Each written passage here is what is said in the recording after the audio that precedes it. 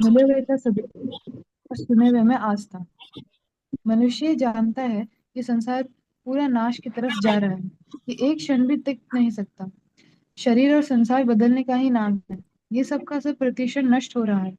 हमारे में भगवान ने जितनी सांसें डाली है, उनमें से कितनी सांसें चली भी गई है। तो क्या हमने कभी विचार किया कि ये सांसें कब चली जाएगी, इसका पता भी नहीं चलेगा।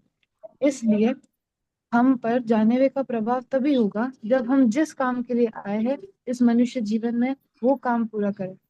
कम से कम एक काम ऐसा करो कि अब दोबारा जन्म ना लेना पड़े, हमें पछताना ना पड़े। जानलेवा का प्रभाव हम पर हो, ये ही मूक सत्संग है। मिले हुए का सदुपयोग मिले हुए का सदुपयोग करना है। हमें जो कुछ शरीर संसार से मिला है, उसे सबकी सेवा में लगाओ। सबके लिए हृदय में ये भाव हो कि सबका कल्याण हो, कोई दुखी ना हो और दूसरों को कष्ट ना पहुंचे। चाहे हमारे पास ज्ञान पद सामग्री कुछ भी है, उससे दूसरों की सेवा कैसे हो, ये भाव रहे। मिले हुए का सदुपयोग करना है, ना कि भोग। भोग यानी अपने सुख के लिए करना। भगवान है, ये पहला हमारा पक्का विश्वास होना चाहिए, और यही आस्था है। भगवान के अस्तित्व में विश्वास करें, फिर उनके गुणों में, फिर श्रद्धा होगी, फिर प्रेम होगा, तब विश्राम मिलेगा। नारायण नारायण नारायण नारायण। नारायण नारायण नारायण। वाणी, तुमने लिखा है क्या? लिखा है तो तुम भी सुना दो। नारायण नारायण। यह संसार और हमारा शरीर हर पल बदल रहा है और मृत्यु की ओर बढ़ रहा है। हमें यह स्वीकार करना चाहिए कि यह शरीर और संसार वास्तव में हमारा है ही नहीं। दूसरों का दूसरों को सुख देना और अपनी योग्यता के अनुसार सेवा करना सबसे बड़ा पुण्य है। ईश्वर ने ईश्वर के होने का विश्वास ही मन में आस्था जगाता है, जिससे आगे चलकर अटूट श्रद्धा पैदा होती है। यदि हम हम ची, यदि हम चीजों का दुरुपयोग करना बंद कर दें और सदुपयोग अपने आप ही होने लगेगा, और सत्संग का प्रभाव जीवन में स्वतः दिखने लगता है। इन बातों का दृढ़ संकल्प लें कि जानने का प्रभाव और दुरुपयोग न करें और प्रभु में आस्था को अभी से अपने जीवन में उतारने का निर्णय लें। नारायण नारायण बहुत अच्छा, बहुत अच्छा। नारायण। दोनों ने बहुत अच्छा सुनाया, आपने भी और प्रांजल ने भी। तो आज शुक्रवार है, इसलिए रामनारायण जी कहानी सुनाएंगे। इसके बाद और भी कोई शिक्षाप्रद कहानी अगर हो किसी के पास तो सुनाएंगे। और अभी हम लोग गीता जी का अभ्यास करते हैं।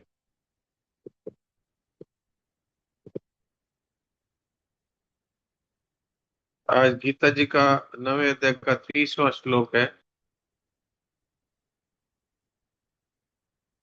अध्याय 9 श्लोक 30। अपि चेत सुदुराचारो भजते मामनन्यभाक् साधुरेव समन्तव्य सम्यग् व्यवसितो हि सः। अपि चेत सुदुराचारो भजते मामनन्यभाक् साधुरेव समन्तव्यः सम्यग् व्यवसितो हि सः। अगर कोई दुराचारी से दुराचारी भी अनन्य भक्त होकर मेरा भजन करता है तो उसको साधु ही मानना चाहिए, कारण कि उसने निश्चय बहुत अच्छी तरह कर लिया है। और पिस्ता देवी।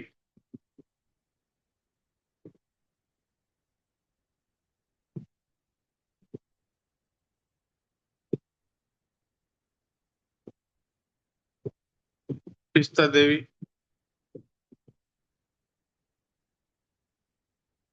महाराज नारायण नारायण जी, महाराज जी नारायण नारायण जी अरे नारायण। श्लोक नंबर 30। अपि अपि चेत सुदूराचारो भजन्ते माम अन्यभाक् साधुरेव समन्तव्यः समज्ञं व्यवस्थितो हि सः। तो एक तो अपिचे तय पूरा बोला, अपिचे तय सुरु दुराचारो। दूसरा भजते की जगह भजनते बोला। तीसरा मंतव्य की जगह नारायण नारायण मंतव्य बोला। दोबारा बोलते महाराज। दोबारा बोलिए। हाँ दोबारा। हाँ। अपि चेत सुधाराचारो भजन्ते मामनन्यभाक् साधुरीव समन्तव्यः समज्ञं व्यवस्थितो वसितो हि सः। समज्ञम कहाँ है? ये समज्ञम यह पर बिंदी कहाँ है? सम्यक व्यवसितो ही सह। सम्यक सम्यक सम्यक। व्यवसितो ही हाँ सह। महाराज। हाँ जी। हाँ सम्यक व्यवस्थितो हि सः। ठीक है।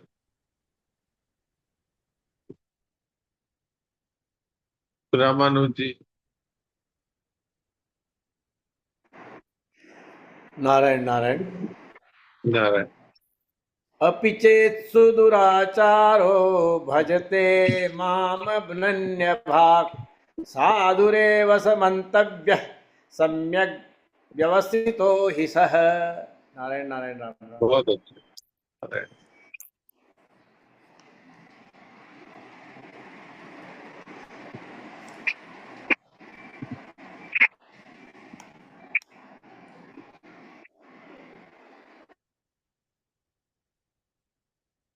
वाणी शर्मा। नारायण नारायण महाराज जी। नारायण। अपि चेत् सुदुराचारो भजते मामनन्यभाक् साधुरेव समन्तव्य सम्यग् व्यवसितो हि सः। हाँ वाणी।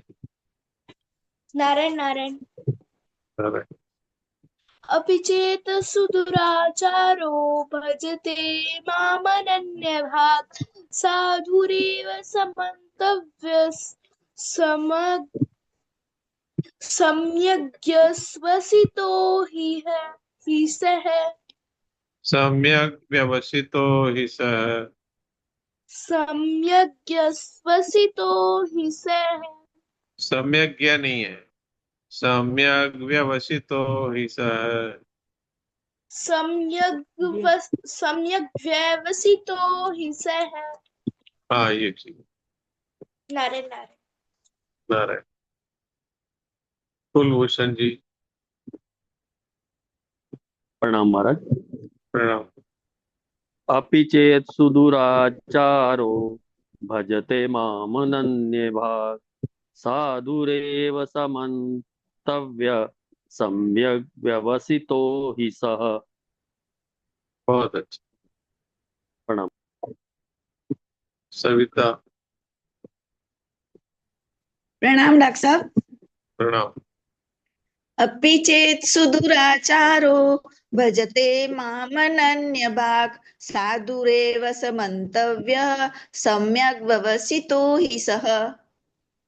बहुत बढ़िया। सुनील दास। राम राम महाराज जी। राम राम। अपि चेत् सुदुराचारो भजते मामनन्यभाक् साधुरेव समन्तव्यः सम्यग् व्यवस्थितो हि सः। बहुत अच्छा। प्रमोद जी भाटिया।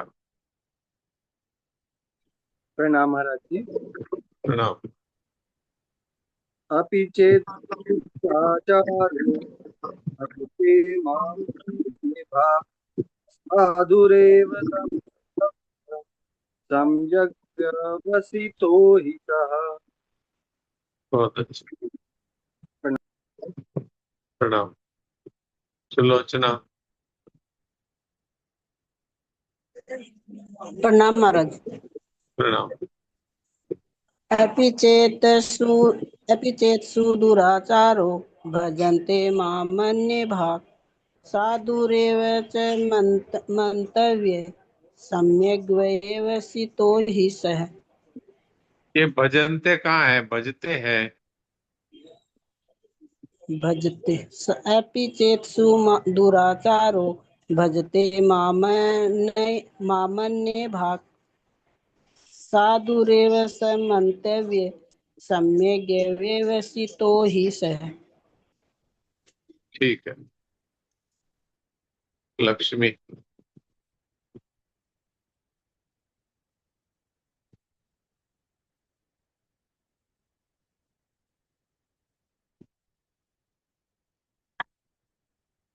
लक्ष्मी। हाँ जी सर, राम राम। राम राम। मैं जूठा हाथ था धोने गई थी। ये सुन। अपि ते अपि चेत सुदुराचारो भजते मां मन्ये भाक् साधुरेव स मन्तव्यः सम्यग् हि सः। पहले तो अपिचेत है नहीं है पूरा। अपिचेत सुदुराचार, फिर सम्यक व्यवसितो ही सच। दोनों चीज आपका ठीक नहीं है, दोबारा अपि बोलिए।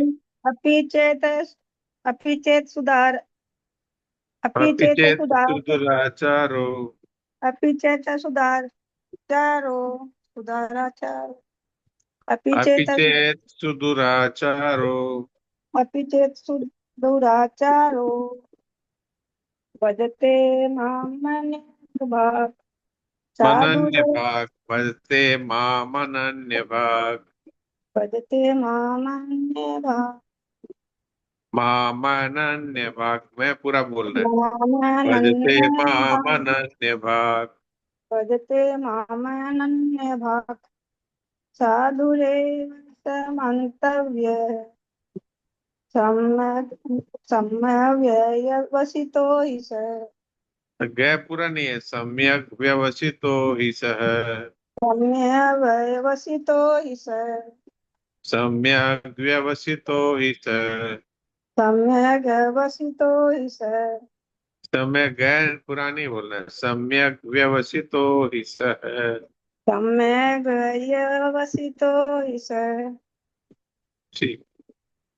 नारायण। नारायण। जयेश भाई।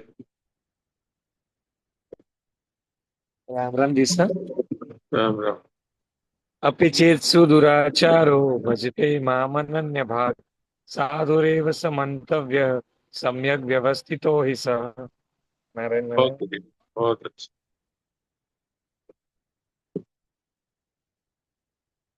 तो आज शुक्रवार है, राम नारायण जी कहानी सुनाएंगे, फिर उसके बाद जो कोई सुनाना चाहे वो एड्रेस कर देंगे।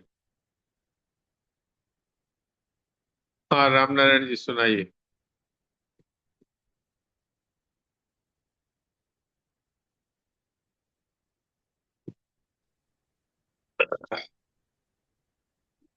पहले शीर्षक बताइए फिर कहानी सुनाइए। प्रणाम भगवान। प्रणाम। कहानी का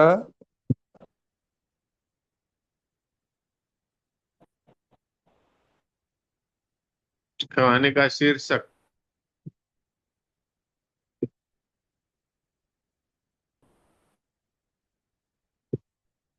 शीर्षक है दुर्गति का कारण। शरीर बहुत प्यारा लगता है पर ये जाने वाला है। जो जाने वाला है उसकी मोह ममता पहले से छोड़ दो। यदि पहले से धीरे नहीं धीरे छोड़ी तो बाद थोड़ा में बड़ी दुर्गति। थोड़ा शब्दों को धीरे बोलो। एक साथ जल्दी जल्दी उच्चारण नहीं करना है, धीरे धीरे उच्चारण धीरे करना है। आवाज तो ऊंची धीरे रखना धीरे है, बोलो। लेकिन शब्दों को जल्दी जल्दी नहीं बोलना है। अब सुनाइए। ठीक है। शरीर बहुत ही प्यारा लगता है पर ये जाने वाला है। जो जाने वाला है उसकी मोह ममता पहले से ही छोड़ दो। यदि पहले से नहीं छोड़ी तो बाद में बड़ी दुर्दशा होगी। भोगों में, रुपयों में, पदार्थों में आसक्ति रह गई, उनमें मन रह गया तो बड़ी दुर्दशा होगी। सांप अजगर बनना पड़ेगा, भूत प्रेत पिशाच आदि न जाने क्या क्या बनना पड़ेगा। इस विषय की 2 घटनाएं मैं सुनाता हूँ। एक संत की बात हमने सुनी। विरक्त त्यागी संत थे, पैसा नहीं छूते थे और एकांत में भजन करते थे। एक भाई उनकी बहुत सेवा किया करता था, रोजाना भोजन आदि पहुंचाया करता था। एक बार किसी जरूरी काम से उसे दूसरे शहर जाना पड़ा, तो उसने संत से कहा कि महाराज मैं गांव जा रहा हूँ। तो संत बोले कि भैया हमारी सेवा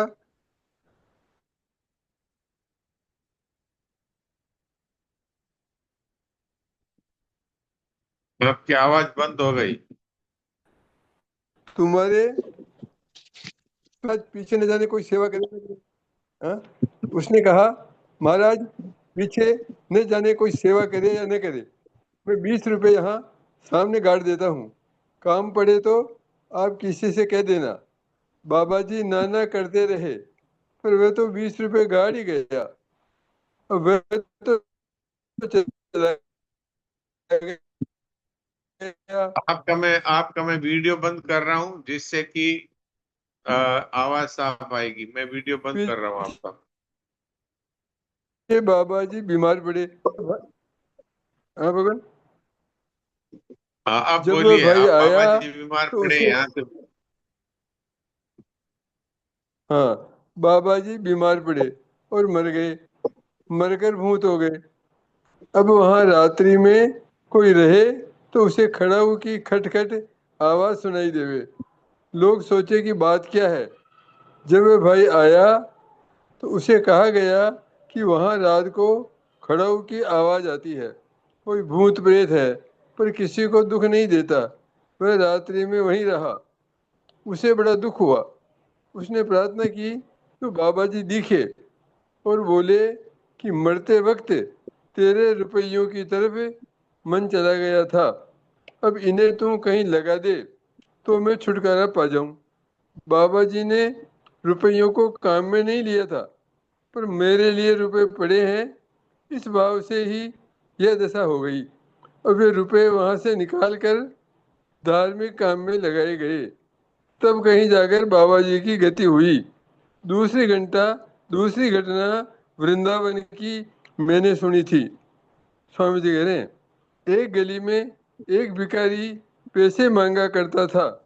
उसके पास 1 रुपए से कुछ कम पैसे इकट्ठे हो गए थे। वह मर गया। जहाँ उसके चिथड़े पड़े थे वहाँ लोगों ने एक छोटा सा सांप बैठा हुआ देखा।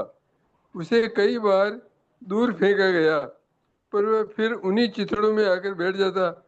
जब नहीं हटा तो सोचा क्या बात है। सांप को दूर फेंक कर चिथड़ों में देखा तो उसमें से कुछ पैसे मिले। वे पैसे किसी काम में लगा दिए तो फिर वह सांप देखने में नहीं आया। ये जो भीतर वासना रहती है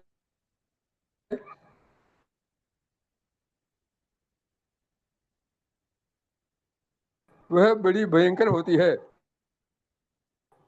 वासना तब रहती जहाँ वस्तुओं की प्रियता जागृत होनी चाहिए। नारायण नारायण।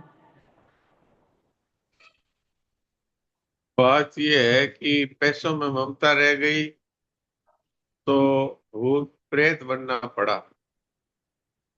अब संत थे और पैसों को छूते भी नहीं थे। अब कोई एक सेवक है जो सेवा करता था, भोजन ला देता था। उसको गांव जाना था तो उसने कहा अभी 5-7 दिन 10 दिन कौन आपकी सेवा करेगा। हो सकता है कोई दिन कोई आपके लिए भोजन ना लाए, तो ये 20 रुपए पड़े हैं, आप किसी को बोल करके इससे भोजन मंगवा लेना। वो 20 रुपए गाड़ दिए वहां संत के कुटिया के पास में। अब वो संत का शरीर चला गया उसी बीच में, तो उनका मन रह गया उन रुपयों में कि मेरे लिए रुपए पड़े, तो प्रेत बनना पड़ा। तो आप सोचिए कि ये संसार में ममता करने से क्या होता है। संसार में बच्चों में मन रह जाता है, मरते समय बच्चों में मन रह जाता है, तो वो बुढ़िया या बूढ़ा मर करके फिर उनका बच्चा बन के आता है वहीं पर। तो आदमी ममता रखता है तो उसका फायदा तो कुछ नहीं है, नुकसान कितना बड़ा है। और वो थोड़े से पैसे थे भिखारी के, अब वो मर गया, तो वो जो चिथड़ों में पैसे पड़े थे उनके कारण से वो सांप बन के आ गया। तो इसलिए मेरापन संसार में रख करके जब हम मरते हैं तो वापस संसार में ही चले आते हैं। इसलिए मेरापन भगवान में रखें और किसी में न रखें, ताकि मरते समय भगवान ही याद आएंगे और कोई याद नहीं होगा। संसार में कहीं भी ममता रखेंगे, परिवार में, धन में, जमीन में, तो वापस कीड़ा मकोड़ा भूत प्रेत सांप बिच्छू बन के आना पड़ेगा। तो ये बात, ये कहानी है, ये बहुत बड़ी शिक्षाप्रद कहानी। सविता अरोड़ा, आप सुनाइए।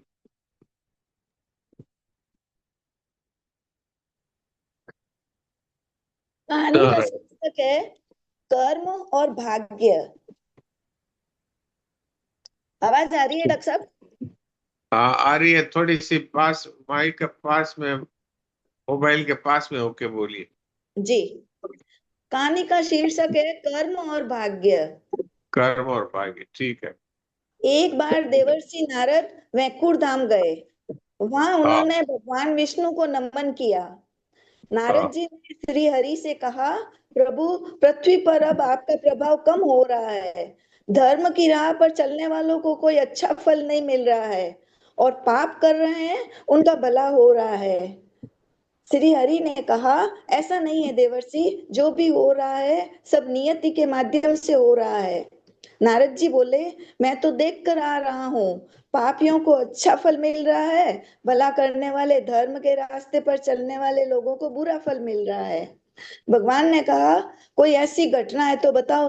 नारद जी ने कहा, अभी एक जंगल से आ रहा हूँ, वहां एक गाय दलदल में फंसी हुई थी, कोई उससे बचाने वाला नहीं था। तभी एक चोर उधर से गुजरा, गाय को फंसा देखकर भी नहीं रुका, वह उस पर पैर रखकर दलदल लांग कर निकल गया। आगे जाकर चोर को सोने की मोहरों से भरी एक थैली मिली। थोड़ी देर बाद वहां से एक वृद्ध साधु निकले। उन्होंने गाय को बचाने की पूरी कोशिश की, पूरे शरीर का जोर लगाकर उस गाय को बचा लिया। लेकिन मैंने देखा, गाय को दलदल से निकालने के बाद साधु आगे गए तो एक गड्ढे में गिर गए। प्रभु बताइए, ये कौन सा न्याय है? नारद जी की बात सुनने के बाद प्रभु बोले, यह सही हुआ। जो चोर गाय पर पैर रखकर भाग गया था, उसकी किस्मत में तो एक खजाना था, लेकिन उसके इस पाप के कारण उसे केवल कुछ मोहरें ही मिली। वहीं उस साधु को गड्ढे में इसलिए गिरना पड़ा क्योंकि उसके भाग्य में मृत्यु लिखी थी, लेकिन गाय को बचाने के कारण उसके पुण्य बढ़ गए और उसको मृत्यु एक छोटी सी चोट में बदल गई।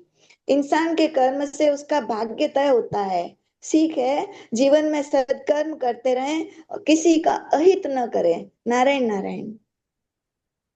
नारायण नारायण नारायण नारायण।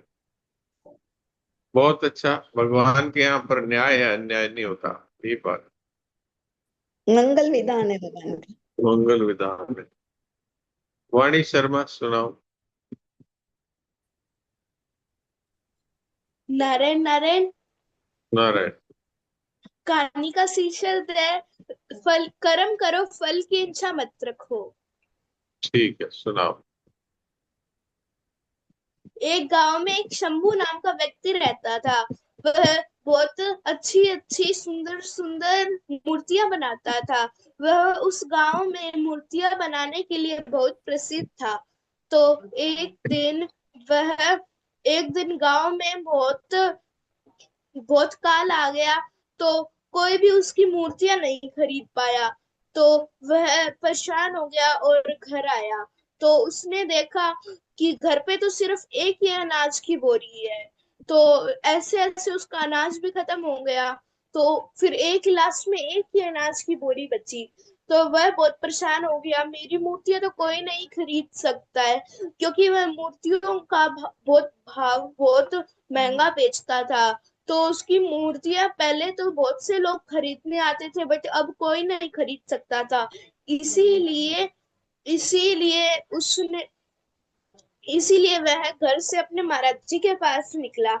उस गांव में एक महाराज जी रहते थे। वह महाराज जी के पास निकला, महाराज जी को उसने सारी बात बताई कि मेरे ऐसे ऐसे करके बात है कि मैं ये मूर्तियां वगैरह नहीं खरीद मेरी मूर्तियां कोई खरीद नहीं पा रहा है गांव में। तो वह महाराज जी कहते कि पहले तो तुम कर्म करते थे, फल की इच्छा नहीं रखते थे। पहले तुम कर्म करते थे, बट अब तुम फल की इच्छा रख रहे हो। अब अगर फल की इच्छा रखोगे तो तुम्हारे पास कुछ भी नहीं होगा। इसीलिए फल की इच्छा मत रखो। तो वह उन्होंने गीता का श्लोक भी बताया कि कर्म करो, फल की इच्छा मत करो। तो फिर वह घर गया और सारा अपना अनाज, आधा अनाज पक्षियों को डाल दिया और आधा अनाज गरीब लोगों की सेवा में लगा दिया। और वह फल की इच्छा न रखते हुए कर्म करने लगा। वैसे ही लोग उसकी मूर्तियां उस वैसे ही उसने बहुत सुंदर मूर्ति बनाई, और लोग उसको देखने आए, और धीरे धीरे करते हुए उसका काम धंधा भी अच्छा चलने लगा। नारे नारे। बहुत अच्छा, बहुत अच्छा। कर्म करो फल मत चाहो, यही बात है। तो और किसी की कोई अगर कहानी सुनने की इच्छा हो तो सुनाए, नहीं तो कोई भजन कीर्तन जिसकी जैसी इच्छा हो। करीब करीब 7 मिनट बाकी है। और रामानुज जी सुनाइए। कहानी तो नहीं है मेरे पास में, कीर्तन करवा सकता हूँ 2-3 मिनट का। कीर्तन कराइए। राधे कृष्णा कृष्णा कृष्णा राधे राधे, राधे श्याम श्याम श्यामा श्यामा श्यामा।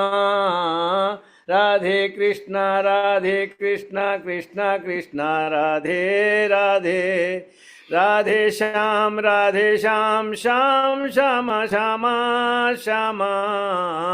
राधे कृष्णा कृष्णा कृष्णा राधे राधे, राधे श्याम श्याम श्यामा श्यामा श्यामा।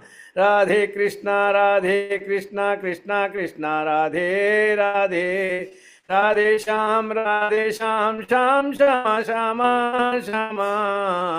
राधे कृष्णा कृष्णा राधे राधे, राधे श्याम श्याम श्यामा श्यामा श्यामा। राधे कृष्णा कृष्णा राधे राधे, राधे श्याम श्याम श्यामा श्यामा श्यामा।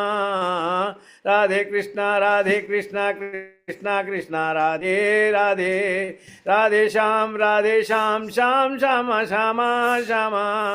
राधे कृष्णा कृष्णा राधे राधे, राधे श्याम श्याम श्यामा श्यामा श्यामा। राधे कृष्णा कृष्णा राधे राधे, राधे श्याम श्याम श्यामा श्यामा श्यामा। राधे कृष्णा कृष्णा राधे राधे, राधे श्याम श्याम श्यामा श्यामा श्यामा।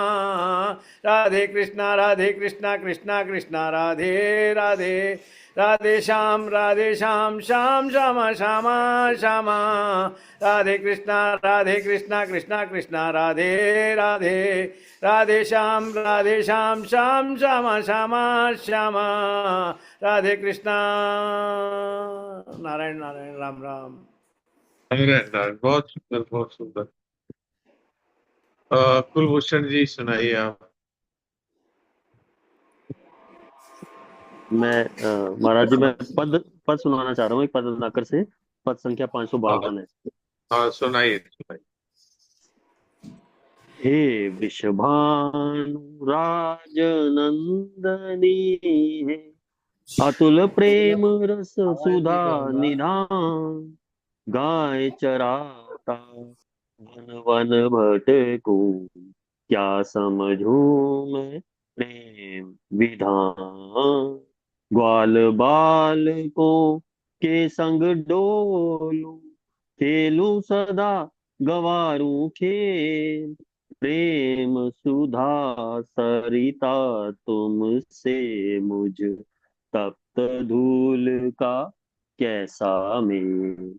तुम स्वामिनी अनुरागिनी जब देती हो प्रेम भरे दर्शन, तब यति सुख पाता मैं मुझ पर, बढ़ता अमित तुम्हारा ऋण। कैसे ऋण का शोध करूं मैं, नित्य प्रेम धन का कंगाल। तुम ही दया कर प्रेम दान दे, मुझको करती रहो निहाल। हे वृषभानु राजनंदनी, है अतुल प्रेम रस सुधा निधान, गाय चराता वन वन भटकूं, क्या समझूं मैं प्रेम विधान। जय श्री राधे। जय श्री राधे। हाँ वाणी सुनाओ। नारायण नारायण। अरे कीर्तन है मेरे पास। हाँ सुनाओ, कीर्तन सुनाओ। गीता पढ़ो भाई गीता पढ़ो, गीता सुनो भाई गीता सुनो, गीता पढ़ो भाई गीता पढ़ो, गीता सुनो भाई गीता सुनो, गीता पढ़ो भाई गीता पढ़ो, गीता सुनो भाई गीता सुनो। यह शरीर है हड्डियों का ढांचा, यह शरीर है हड्डियों का ढांचा, किसी दिन ये गिर पड़ेगा, किसी दिन ये गिर पड़ेगा। गीता पढ़ो भाई गीता पढ़ो, गीता सुनो भाई गीता सुनो। हरे कृष्णा कृष्णा कृष्णा हरे हरे, हरे राम राम राम हरे हरे, हरे कृष्णा कृष्णा कृष्णा हरे हरे, हरे राम राम राम हरे हरे। श्री कृष्ण गोविंद हरे मुरारी, हे नाथ नारायण वासुदेवा, श्री कृष्ण गोविंद हरे मुरारी, हे नाथ नारायण